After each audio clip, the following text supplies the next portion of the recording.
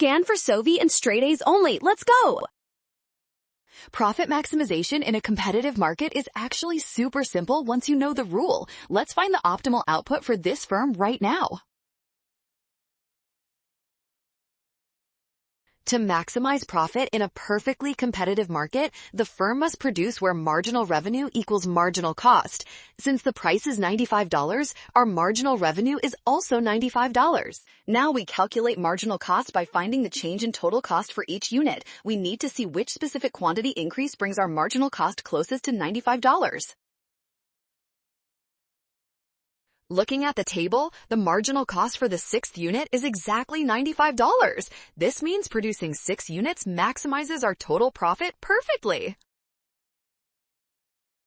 Well done! Option D is correct. Scan the code to learn with Sovi. Avoid rushing and always check your marginal cost steps.